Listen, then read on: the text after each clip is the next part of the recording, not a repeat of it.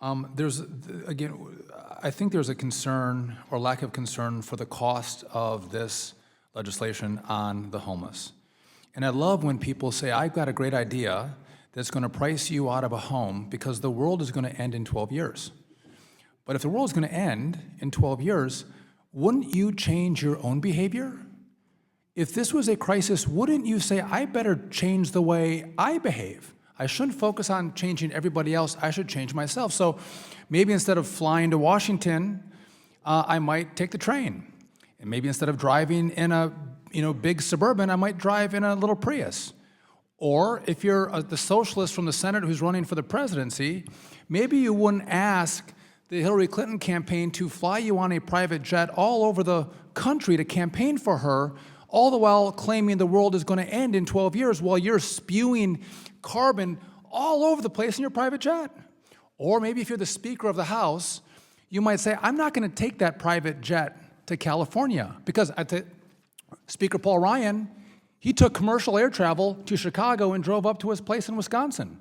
Speaker John Boehner, he too flew commercial. But the ones that now claim that we have a crisis in 12 years, they're the ones that take the SUVs and the private jets.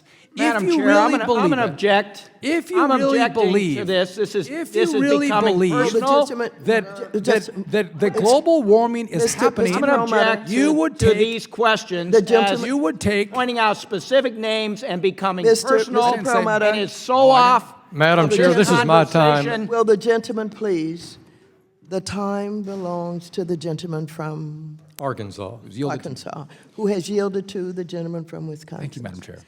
And the point is that let's focus on ourselves. Let's focus on our families. Let's focus on our own party and the decisions that we make.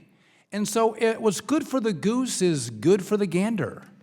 And when we say we'll take private jets and SUVs, and then we want to pass a bill that says poor people are going to have a radical increased cost for their homes that may price them out of their home or price them out of their rental unit, I find that fundamentally unfair.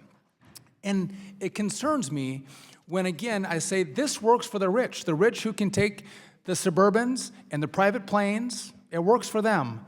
But we're talking about the poorest among us who can't afford it. And again, lead by example. Take the train. Take a commercial flight. I yield back. Thank the gentleman for the time, and I yield the time back to the chair. Thank you very much. I move to strike the last word.